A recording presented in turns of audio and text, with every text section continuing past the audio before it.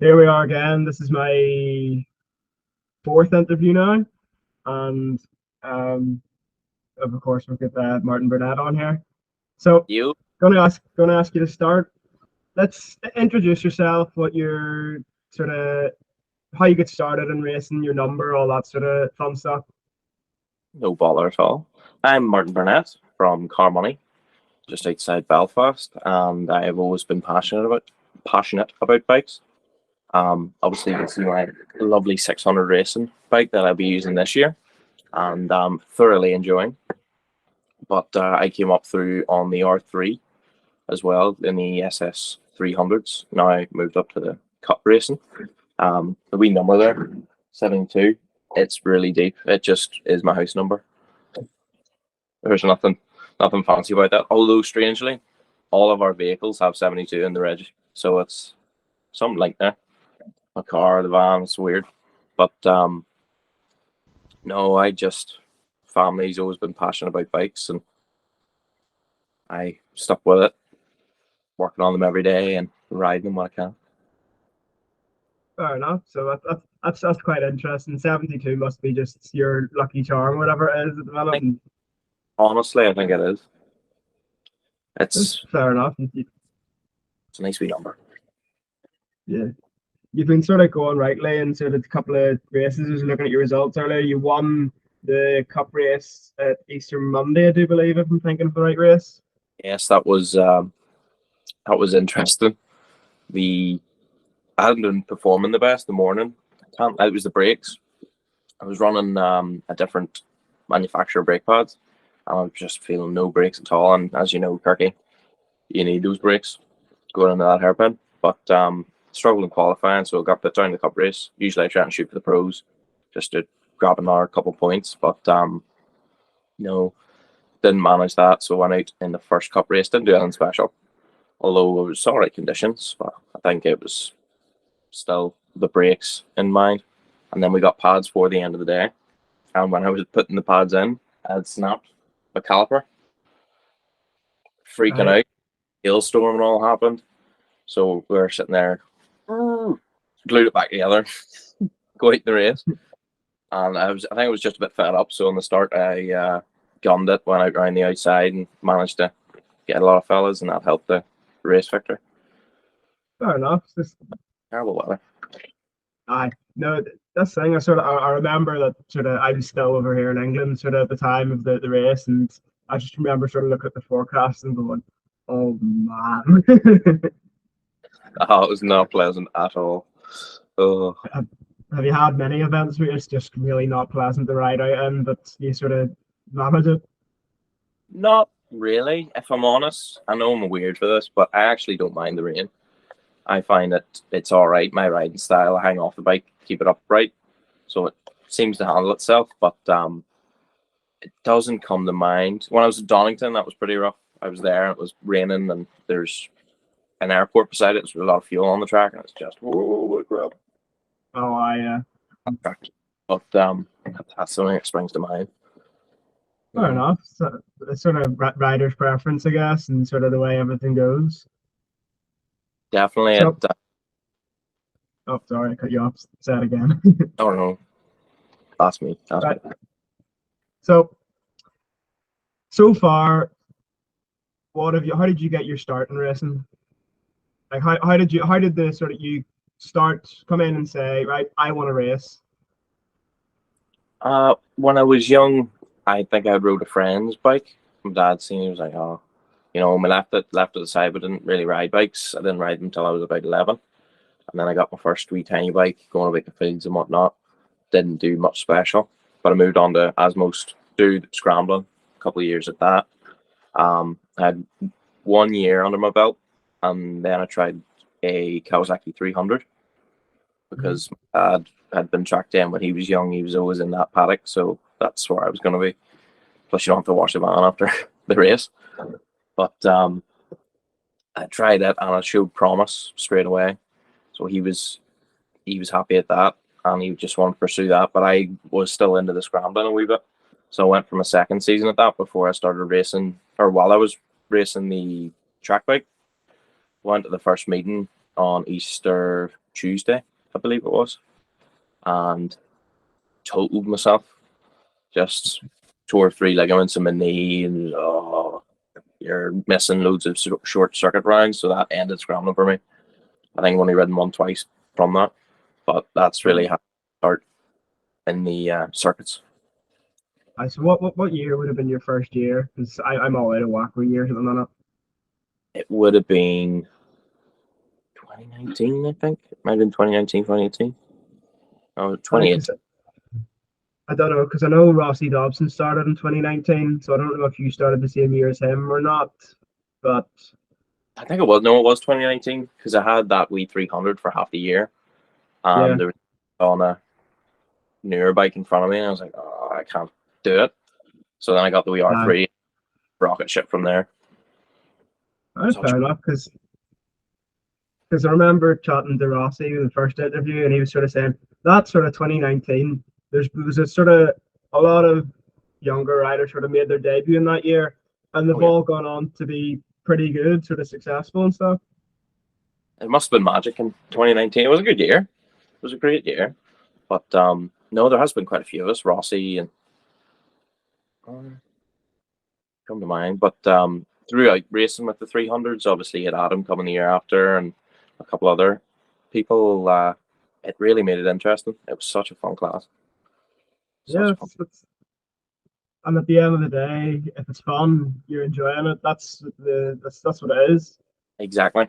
And it was good for the first 2 years. Obviously, I had my problems in the third. As we all know, there was a lot of if and a button. But I don't know if it was dealt with in the right way.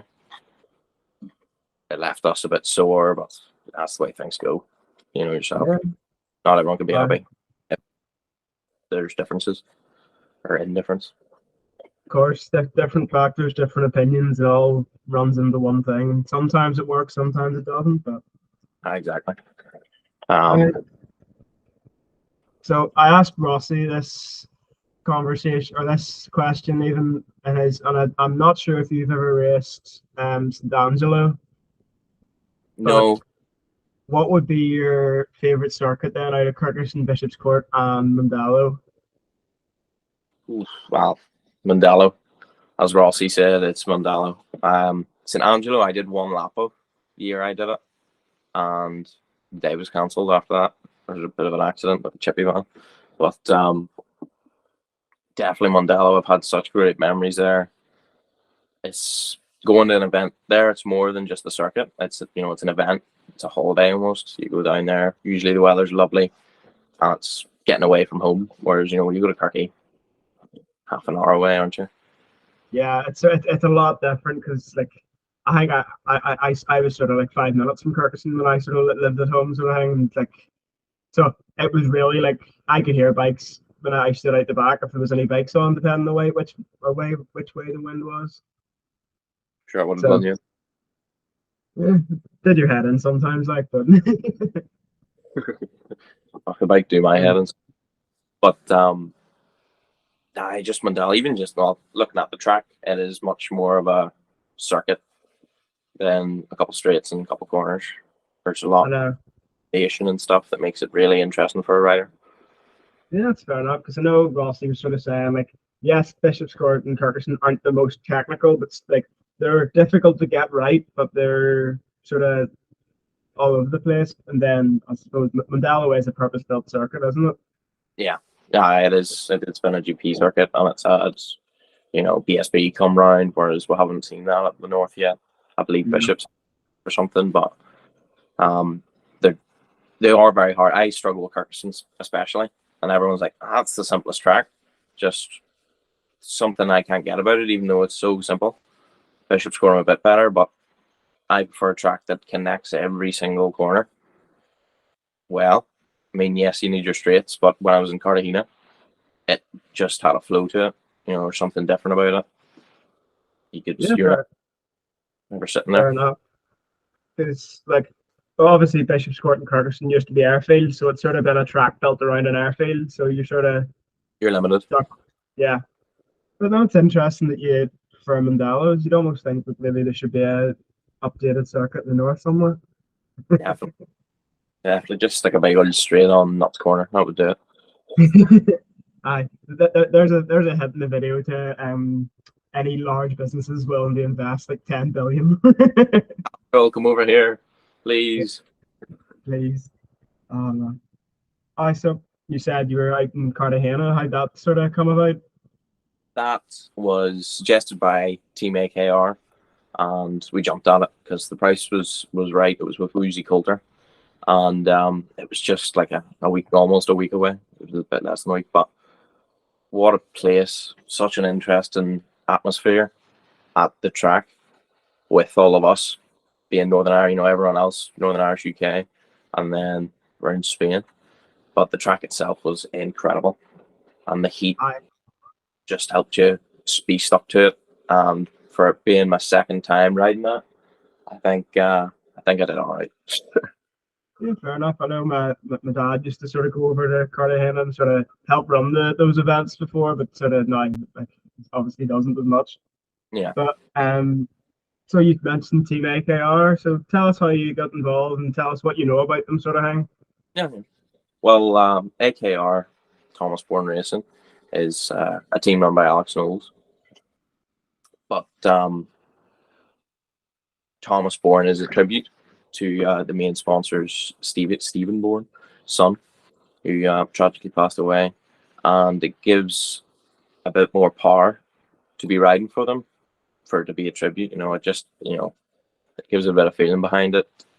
Gives you a want for, obviously we have a want for getting positions, but even just to spread the word. But the how the team came about, they had two riders. They've had very quick riders working down in Mandalo, winning championships. Josh being one.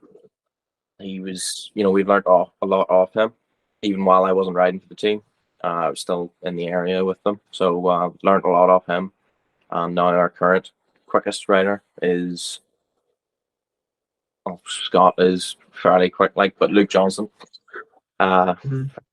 Luke Johnson, he's such a big help because any questions I have about riding and my confidence in riding, he can answer. He can come about with me, and there's a lot of support from the team, and that's why it's good being part of it.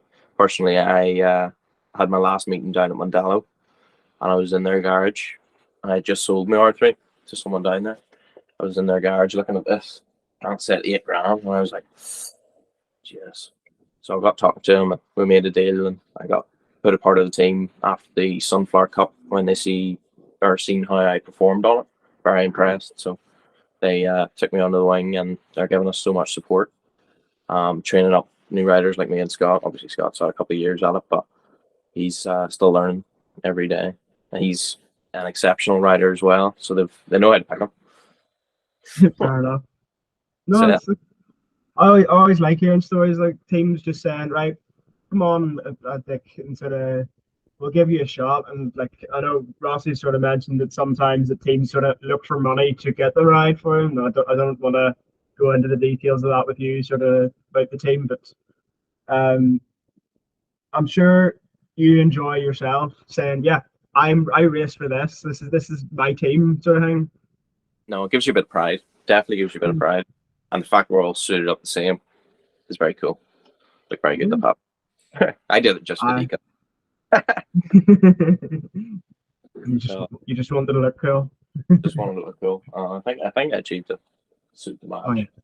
Lovely. Honestly, I remember it was I put up in your Facebook page the Martin Burnett racing with a load of bars at the start or whatever it is, and I remember seeing it and just being like, that's a good looking bike, and that's a good color scheme. Like, Oh yeah, we do take pride in making the bikes look well and have a show of professionalism in the team, which that's awesome. It's awesome to see, and there's a lot of support down in Mandela for it from the fellas who run it.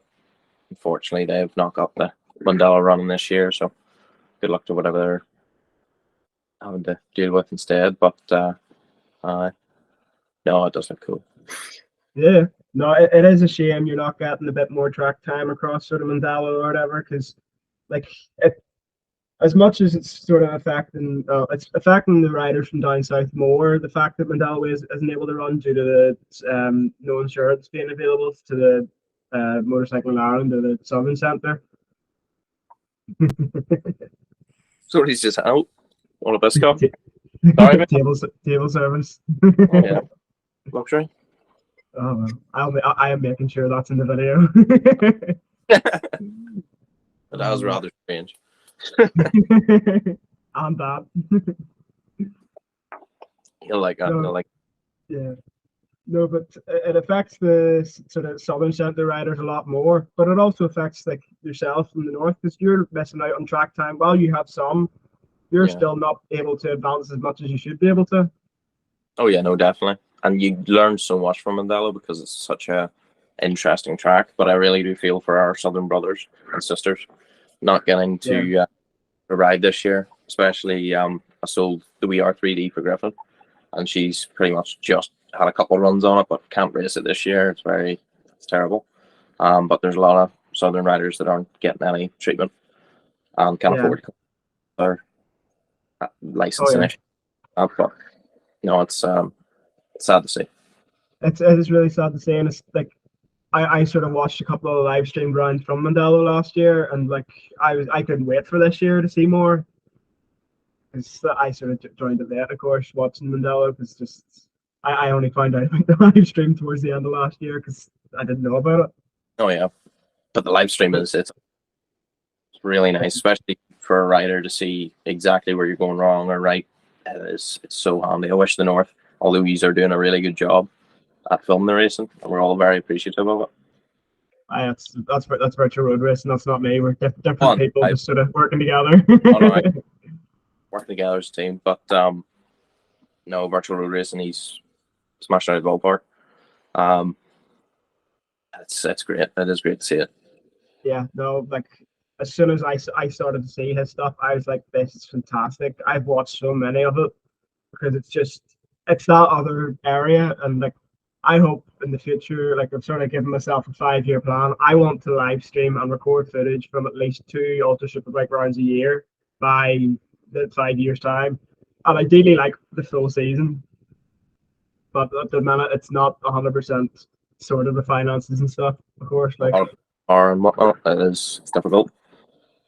although I've been chatting to different summer ones and stuff like that, and different companies, and like I could live stream it myself with like $5,000 maybe.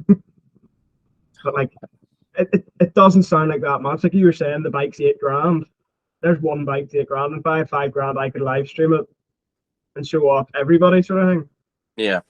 So in that sort of context, it isn't that much, but it sounds like an awful lot to me when it's on my own sort of thing. Yes, it's all about getting back in. It's all about getting back in, isn't it? Yeah. And with more interviews that you do, you're obviously getting more views and whatnot. More people from our community is seeing, and soon that ask is going to be given to you. Like if you've seen the fundraisers for the insurance, like there's a lot of backing for the sport still. Yeah, because I was looking earlier on actually at my all my interviews. If 250 people watch an interview, it might be Rossi's or Jack Foley's. But if only 50 people fully watch it, and like there's only like 33 hours worth of watch, so it isn't actually doing amazing yet. But obviously, 2 interviews in to something I haven't promoted the greatest yet because I've been trying to focus on other things. Yeah, but that'll come too. I think it's a special slice. It's a good perspective, and it's something to watch. Me and Scott McCrory were watching the Rossi one, and we loved it. I thought it was very good.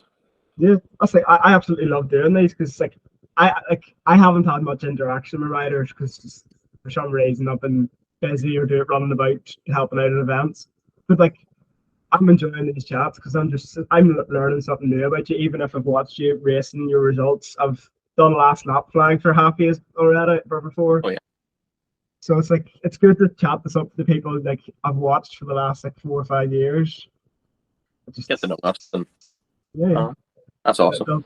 Build up the relationships because I'm sure I could make use of some of these if these weren't racing. Oh, of course you can. Man. So we're in the middle of June now, and there's no USBK now until the 15th and 16th of July, which is the Mid-Antrim Donny Robinson Memorial Races. So, how would you rate the first half of your season so far? Well, the first half of my season at the start had promise, a lot of promise. Faced a few difficulties. All were going to happen. It's the first time on this bike. I need to learn the bike and get what I want for the feel of it. And recently, I've been having an electrical problem, which is that's my fault. Me putting something on a bit looser. And it was something got pinched and started causing fuses to blow. So when I would go out, the bike would completely die. But finally, we've fixed those problems. So hopefully, for the second part of the season, the bike will run mint, and I'll be nice and limber and loose. Fingers crossed. So obviously, it's right. There's 4 rounds left of there's 5 rounds left of the USBK Championship. Yeah. So are you going to be entered in all of them, I assume? Yes, of course. Try and get as many points as possible. Oh yeah. And will you be doing any other racing in between, or are you fully focused on the USBK? Fully focused on the USBK as a championship. Definitely. We're going to see it through to the end. Obviously, getting track time, track days, that sort of thing. I think the team has planned another trip away. Not too sure. I keep throwing in the track Anglesey because it's one of my all-time favorites. Rode it on the R3. Just a beautiful place as well in Wales. But and I think that's all the track time I'm going to get. I'm just finishing the championship, and we'll see where we're at next year. Fair enough, because I know there's some of the riders are obviously doing like sort of wild cards at BSB, but I've been hearing from them like it's so expensive to do even one round of BSB. For now I don't see the point.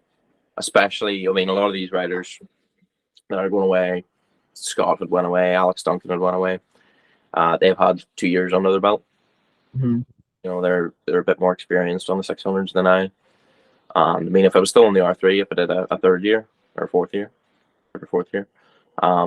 certainly I would go over and do it if I could afford it. But couldn't see doing one this year. Maybe next year. Just having that under me. Yeah, because as I know you've sort of been seeing my different promotion for some of the riders and stuff. Like, I'd like to see that list added to, of course, but there's always the funding aspect of it. Of Just course. looking to see the current championship stands, see where you're at. I'm sure you already know it, and like you've already looked at it, like that. You'd think so. It's been a while. I'm just having a wee look here, and I'll be surprised. You're down at 5th. Actually, I think I'm lower now.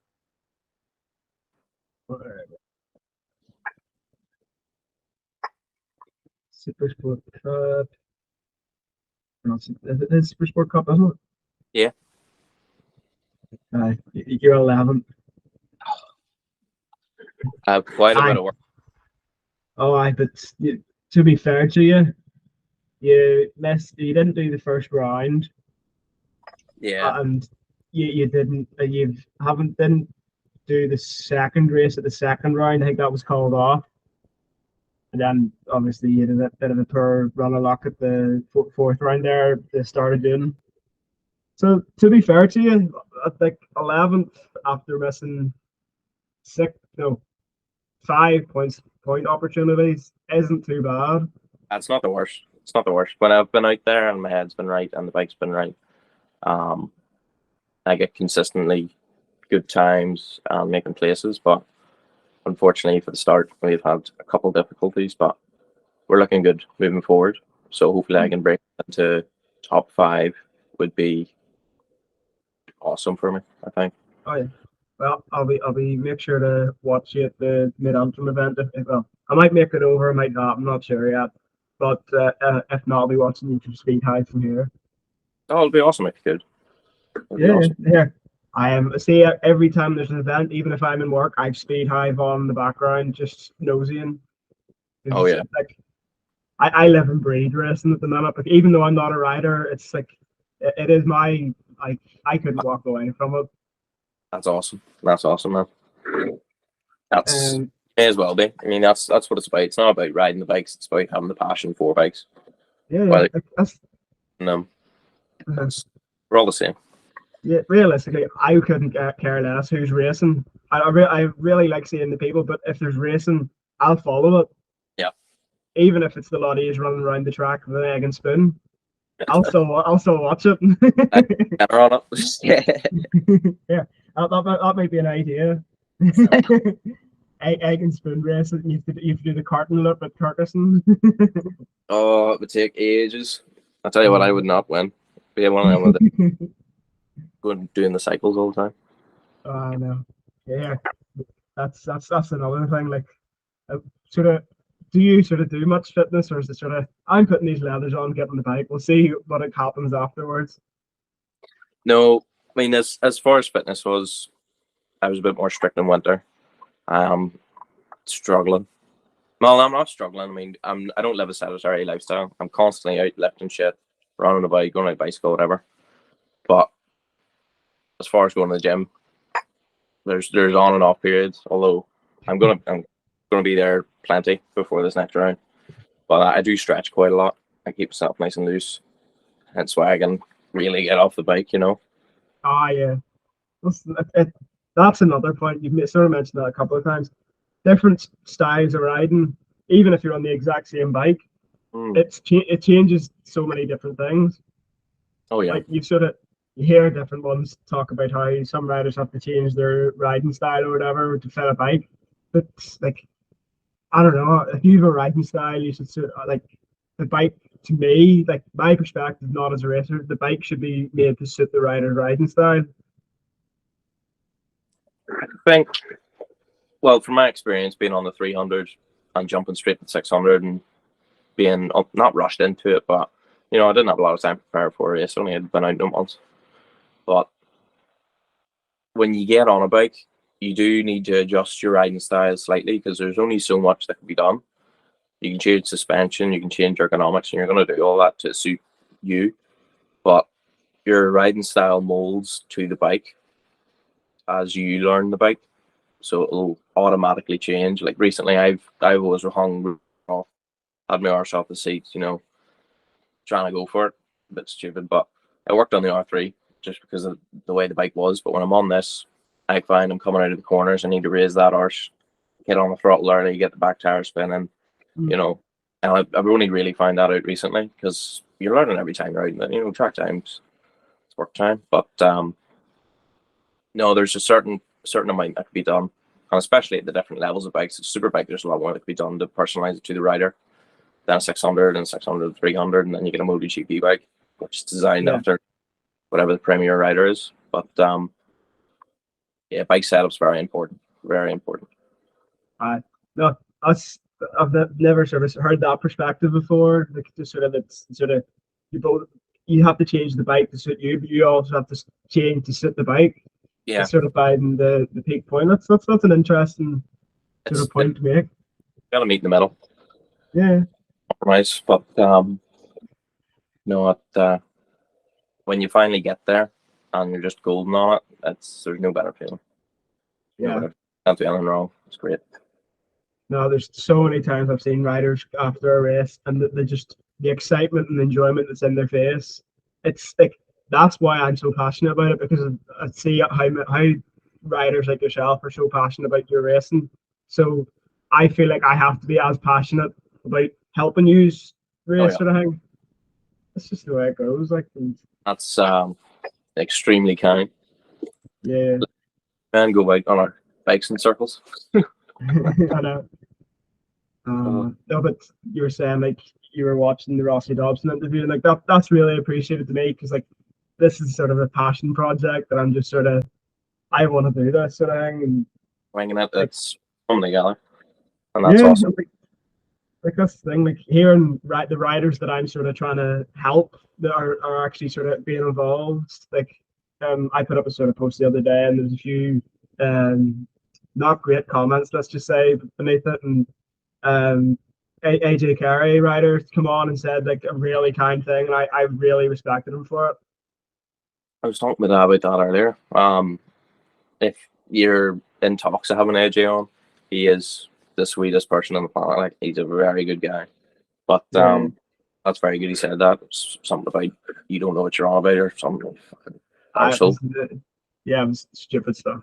Some Egypt, but sure. That's the thing that I don't enjoy about this side of the sport. But I'll always keep going because at the end of the day, the sport isn't for the people; it's for the riders. Which is well, give or take. You sort of, my opinion is that the riders are the most important part. But at the same time, you also need to consider spectators, photographers, all of them, because they all make up our sport. Every part's as important as the other, even though without the riders, nothing happens. Yeah, I think it's probably about 60-40. Mm-hmm. You know, some of the most important people out there are the marshals. Directly, yes. Riders keeping us safe. We're always very thankful to marshals. Can't get enough of them. Just that's the only reason why we can go around in circles. And the ambulance crew, as much of a baller we are to them. I tell you. No, I've done my fair share of marshalling, sort of, like sort of standing and sort of not doing anything, learning, sort of watching other people do stuff. Where like when I wasn't sort of able to sign on a marshal, I was sort of stood back away, sort of learning. Like sort of unofficially that I wasn't allowed to do anything. Like I was made sure that I couldn't do anything. But every time I was watching, it was like, right, so you always have to split up, ride or bike separately because it's always important and all that. And of course, involved in running races. Like there's so many people that sort of you don't see every day or you don't thank every day, but they make up our sport. And they're the most vital part. Most vital part. I mean, we can't do it without everyone there. And spectators are very important. I expect that's thing. It all has to realistically, because I think in my mind it goes like riders, event organizers, marshals, medical team, and then spectators, photographers above spectators and all that. But like every single person that is needed in that chain to have it go forward. Like without photographers, like people like yourself wouldn't have photographs of you riding that you could post up. Yep, here's us, here's our sponsors on show. They're a massive part, and the riders are so appreciative of the photos because there is nothing cooler than seeing you riding a bike. Yeah. Right up. That's awesome. The fact I remember. Sorry. Oh, go ahead. I was gonna say I remember doing the grids at Cookstown one year, and Martin McCormick, Red Shed Red Shed Photography, whatever it is. That honestly, I'm gonna say I didn't know that was his name until after I started Redhead. So, but I remember he took a photograph of me holding two flags behind me just down the grid, and you've got like all these riders in front of me just staring down. I think it's one of the best photographs. It's my head on Facebook actually because I liked it so much of Redhead, because I sort of thought there's me actually doing something like in the middle of it. In the middle of it, like it's the late Davy Morgan to my side sort of thing, and just looking up, and I think you'd Adam McLean, Michael Sweeney, hopefully he recovers well, sort of all in front of me, and I just being like, I'm here among all these people sort of thing. It's sort of you don't think about it when you're there, but me now sitting here in England missing it sort of thing, you're just like, I was there, I was actually doing it, I was there sort of thing, I was running it essentially. Well, not running it obviously. Well, you're responsible for the race start, you know. Yeah. But getting homesick now, homesick from the race. Oh, definitely. Honestly, I think that's one of the reasons why I started Redhead as well, because I could hear all the sport. Oh, it might never run again, and I was just like, I can't have that, because that means that the last race I was at would have been at the Mid-Antrim event last July, I think, or the Classic Bike Festival last year. That was very good. Aye, I was actually ill for a lot of it, but I was still doing the flags. Jesus. I missed the first few races because I sort of couldn't get out of bed because I was that ill, but sort of thing. But Getting groggy out, get the flags out. yeah, just like Oh, there we go. No, I had been up on the road and somebody offered a 600 for me to ride, so I've done a couple on it. But no, it was such a show. Big beer tent and all. oh yeah, That's what the way. the MotoGP on? That Yes, was rudders. oh, Oh, it was. He came up right pit lane as we're all standing there and take our heads off. Oh, it yeah. was loud. Oh man, because oh, sorry, you talking and I'm talking. Too good. No, I remember because I was doing the flags. You sort of watch, and he would get so close to the pit wall every time coming down. He was almost touching it every time. Like honest, I really enjoyed that event. I'm really trying to go over it for it this year because I enjoyed it so much. Oh yeah. And like, I think the Classic Festival is actually helping all the sport, all of the racing get the sort of bit of attention because they're bringing the likes of Bruce Anstey, who's known worldwide, sort of thing. Oh yeah. And posted about it and all. And of course, having Philip McCallum, 11-time Isle of Man TT winner. I think 10, 11. I think it's 11 because I think before TT this year, Hickman was level with him, and then Hickman won, or Hickman One 1 point something. I don't know, but I'm pretty sure it's 11. But having him involved in running races is fantastic. Oh yeah. Even if it's just like wee classic races that aren't sort of massive or whatever, but then they're doing the invitational race this year with all the bigger bikes. I think it's something different, like, and it's fantastic. Oh, it is. No, it is. It's so much community there. Mm-hmm. It's a whole different paddock. I mean, all the classic fellows come up, and you're seeing works of art through 3 years. Obviously, maybe in mechanic, I'm sitting there grilling over a sprocket, but it's it was incredible. It was incredible. I can't wait for this year's. Yeah, And then obviously the next race. I know. It's honestly, I'm having a bit of a nightmare at the minute trying to do promotion stuff because you've got 15th, 16th of July is Mid Antrim, and then you've got Armoy at the end of July, and then you've Classic Bike Festival literally like a week and a half later, or 2 weeks later. So I'm trying to promote the 3 of those events, all completely different events at one time, and it's just my head's away. Oh, I know. They're far too close together. But at the same time, would you not rather it was close together as well? I would rather it was close together throughout the entire year, every weekend. Yeah. I don't know if fuel cost, but but anyways, back to the interview. Oh, yes. So, I know it's a bit wild off, but there's so much uncertainty with the sport. But do you have any sort of goals for the next few years? Anything like particularly? Are you saying, I think I want to do that? If I'm honest, as long as I'm riding, I think the next few years are going to be hard for everyone.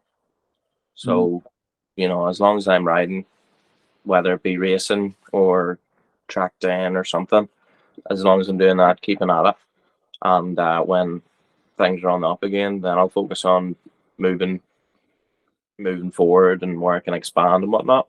But for next year, as long as I'm racing, either down south, up here, maybe the world across the water, if I can afford that. It looks like a nice big championship. I've ridden most of those tracks. As long as I'm that'd be me happy, being part of the team or however it goes. And I'd love to keep to the team. It's really, there's a lot of back and support, and I'm enjoying it so much. So is that thing. Yeah. No, because I know, like, with so much uncertainty, you're just like, well, what do I do? But I was in the conversation with Adam Brown the other day because obviously I'm going to post his interview by now. But when this goes out in whatever 2-3 weeks. But we were sort of saying, we think this could be the low point, and up is the only way it can go. And like, yeah, the TT even hit a low point where it looked really uncertain for a point. So we're sort of being like, you know what? Maybe it's the scare this year, maybe the fact that a lot of people are now saying, no, why is it done like this? Like it could end up being, because realistically we're in June. We have another 6 months of the year left before it's even 2024. So who knows? There's a lot of time for change. There's a Hmm. lot of time. And all is before the end of the year is out, we're on the upstroke. But a lot of uncertainty. But yeah, no, as I say, I'm only in my first year 600s. I'm not feeling a lot of pressure. As long as I learn my bike and I feel comfortable, I'm having fun. That's really our goal. Yeah, I'm just seeing your top. Where did the Zakado racing come from? Oh, that's good. So we had a wee German Shepherd called Zach, and sort of Right. the internet days, my dad was going to make an email address, and they were all a bit like, "Don't put your name in it." So we just wrote down Zakadu, and we've stuck with it since that in the late 90s, maybe late 90s. Wow, And Zakadu out based on his old bike, and yeah, fair enough. That's and then mine's Merchant because yeah, I'm just can't spell my name. fair enough. That's a sort of I don't always remember saying it because just across different social media, it's cool. Like, and like It's I suppose that's sort of where it's similar to Redhead, like because obviously Redhead. Like I used to, if I was trying to make anything, I used to do just like Redhead. Like I did journalism A level, and I did Redhead News. yeah. Was my thing, and then like I've done Redhead music production, Redhead music reviews, sort of over the years. Like I haven't actually started any of the reviews sort of thing because I never got around to it. But the music production, I sort of produced myself stuff. Quite good. But like I'm multi talented, like. Oh, I have to say here, the Zakadu team household were big into our music. They he plays guitar flat out. Sister plays guitar. I play a bit of bass. And Yeah, oh, there we are. yes. Oh, that's I've a lovely. guitar over. I have a guitar over there too. That was good to see. Oh yeah, I've just recently given back one of my mates' guitars. He had what you call it? I just completely blanked on the name. But his was like a 650 quid guitar, and I just borrowed it to record some stuff. Like it's the yellow one that's in the video I put up of me playing guitar. I'll give it another look. I think I guess not Fender. no, it's not. It's like a very high up brand, but I can't remember the name of it. It's like a not a basic brand. It's like a Not Gibson or Martin. no. I'll know it when I hear it. Hold on, I'm just gonna. I'll cut this bit out when I'm looking. Yeah. Guitar brands. Ibanez. Ibanez. Yeah, it's Yes. got it had a Floyd Rose bridge in it and everything. It was honestly it was a joy to play sort of thing. But I used it to record my intro. You know the sort of intro for the sort of chat. I used it to record a lot of it. Very good. It's, That's it's, yeah. sure. Sure, it was fun. I can't remember, maybe a Fender electric and then a something acoustic guitars from the 90s. It's fucking old. Oh, I. Up the smell. Old doesn't mean anything. No, it doesn't. It just means worn. Worn Yeah. new. Worn in. Oh, I wonder if many other writers play instruments or whatever. Alex Duncan. Oh, He played guitar. He still plays a bit of guitar.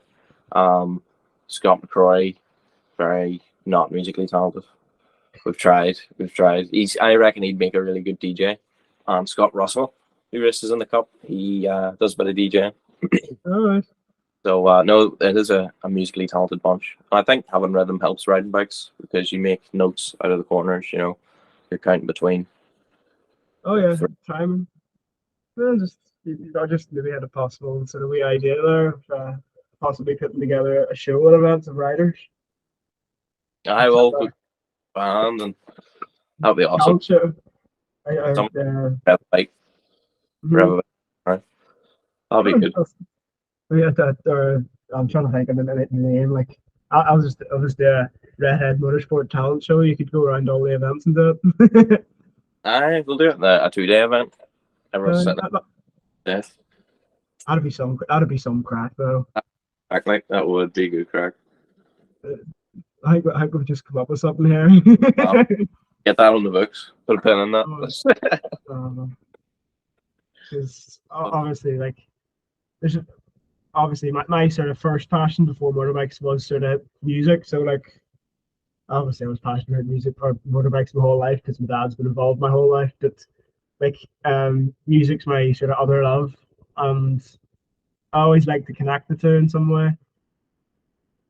Because even through on my new website thing I've done, I've actually started an official Redhead Motorsport playlist with the aims of promoting, well, anybody that lets me use their music and Northern Irish and Irish artists. Lovely. So I'm trying to. Oh yeah, I'm giving that a check out. Awesome. So far, sorry, man. I'll. Oops, sorry, I just dropped something. I'll give you a shout. I have a couple. I'm friends with a couple of bands. And you want to check out their stuff. It's more rocky, more rock, Lip Gloss, and next Quiet Neighbours. Lip Gloss, very nice, very very good bands in Belfast. Because I've sort of got the likes of so far I've got the likes of Brand New Friend, Winona Bleach, New Pagans, Narcats, which I recently discovered. I think they're class. I'll give them a check out. And the Florentinas. I think I've heard of them. Yeah, and then of course I've got Inhaler in it there because I think Inhaler are them. But like, I'm trying to think of ways that I can make Redhead Motorsport be more about motors or just the racing. Like, I want it to be big because obviously we've had maybe a wee chat about some gaming potentially. Oh yes. We live. We live stream and I would create another Redhead Gaming. I've already the logo designed. Oh, that's done and all. Perfect. So that's something to maybe look out for. So just anybody watching now, there's potentially a cool wee project coming up over the summer months here of something to watch. Keep your eyes peeled. Yeah. So we'll see. I've got yourself and possibly a few others on board. Definitely. I'd be off that any game, anytime. There we go. Right. So I don't know what else to talk about now. I think we've covered quite a lot in an hour. Are we an hour in? Yeah. Ooh. I don't want to overstep Adam Brown's record. Yeah. We'll I'll say a wee word about the sponsors. Yeah, cool. Give them attention.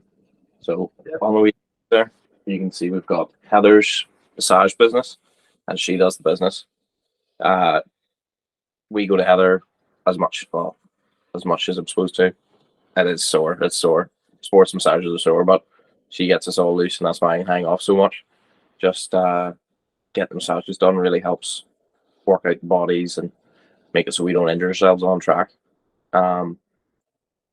Being as precautious as possible. Below that, the Teenage Cancer Trust. Obviously, we're just supporting it because Thomas Bourne and whatnot, the charity to other teens in need. I have Helens and Ellens there. Unfortunately, Helens and Ellens is closed, but hopefully we'll be getting that. Very sad, but a big part of our community. It's a wee shop, just a wee local shop, selling fruit and veg in Colony Village. And Jackie's been part of motorcycling and a part of the community for 15 years. So it was really, really sad to see it go recently. But hopefully be sponsored through another means, because I know Jackie's still passionate about sport. But we have Scott Race suits, which are the new suits we're wearing. Very nice suit, fully custom made. I haven't had any problems at all with it now, and it looks gorgeous next to the bike. I think who else? We have Gasworks, which is our main painter. He well, not our main painter. We have a painter within the team who does all of the bikes, Scott. But I have another painter who has done bikes in the past for me and always gives me a hand whenever I need something done. He's a lovely chap, Gavin. And Impressive Automatics being one of the main sponsors. He does automatic gates in Northern Ireland. So if you have any automatic gate needs, go to him. Graham Chambers, great lad. The vape venue, I think it's in Ballymena. If you need any vapes, I'll not worry on that. But yeah, no, that's most of it. Unlimited Industries as well, which is Luke Johnson's business. He does all the stickers and graphics. He is a wizard, absolute wizard. If you've seen the bike on track, you know yourself. It is a beautiful piece of work, and all the bikes look the same. They're great. But I think that's all I have to say about sponsors. Of course, my dad, who supported me the whole way through this journey, and will continue, hopefully, if he doesn't get fed up with me. Who knows? There's time yet. Yeah, they come in there and slap me. Yeah, I know. So obviously, it's great to hear about your sponsors, because realistically, without sponsors, racing couldn't happen. 100%. Because if you were trying to run racing by just your own money, it's not possible. Not viable at all. And the fact that they're so generous to help just makes you want to scream their name, because it means the world. Mm-hmm. Go round and round. Yeah, it's always interesting to see as well, because like I don't know how many other people take note of sponsors, but I always like to sort of be like, oh, right there, that's cool, they're sponsoring them. It's good. It is very interesting. Very interesting seeing what sort of businesses support our sport as well. Mm-hmm. It's always pretty cool to see. So been some sponsors. Fair enough. Right, so now you've done your sort of shout out to your sponsors. I think we should maybe wrap this up now, and then we'll keep the call on afterwards if we want to chat back and forward afterwards. Anyway, so I'll just say thanks very much for coming on to the Racing Connection. This is going to be episode 4 when it's out. Or yes, episode 4 when it's out. So much appreciated you coming on. So I'm gonna. That was awesome. Thanks very much. Awesome, boy. That was great. I can't wait to watch this back and cringe.